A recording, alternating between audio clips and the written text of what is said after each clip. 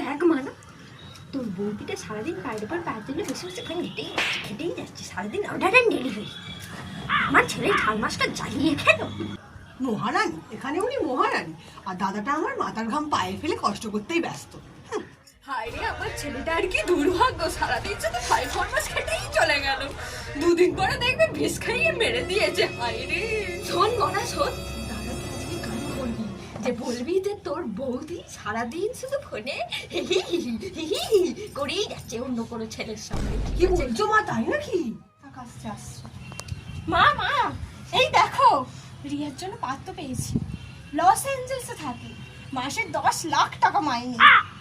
ওমা তাই নাকি? বাবা, আমার মেয়ের তো ভাগ্য খুলে গেল। জানেন মা, ছেলে সিআইডি তে কাজ করে। আপনার মতো মহিলাদের ভয়েস রেকর্ডার চেক করে ধরে ফেলে। শুনুন মা, আপনারা এতক্ষণ ধরে আমার নামে যে কথাগুলো বলছিলেন সেগুলো আপনার ছেলেকে সব ভয়েস রেকর্ড করে আমি হোয়াটসঅ্যাপে পাঠিয়ে দিয়েছি। হ্যাঁ, আর মা শুনুন, আমার ঘর থেকে গয়না চুরির ব্যাপারটা আপনার ছেলেকে সিসিটিভি ফুটেজটা পাঠিয়ে দিয়েছি। তুমি কি বলতে চাইছো বৌমা?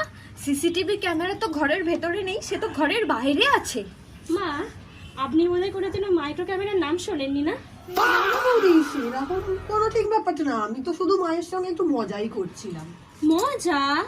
ও আমার ননদিনী গো, তোমার বয়ফ্রেন্ডের সাথে পার্কে তুমি গেছিলে, সেই ছবিটা তোমার দাদাকে দেবো নাকি পাঠিয়ে?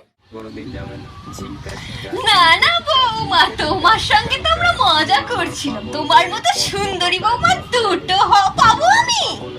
জানেন শাশুড়ি মা, স্মার্ট বৌমা হতে গেলে শুধুমাত্র শাড়ি পরলে হয় না, আইকিউটা একটু থাকা প্রয়োজন হয়। এই যা, আমার জন্য কফি করে আন যা। ফুল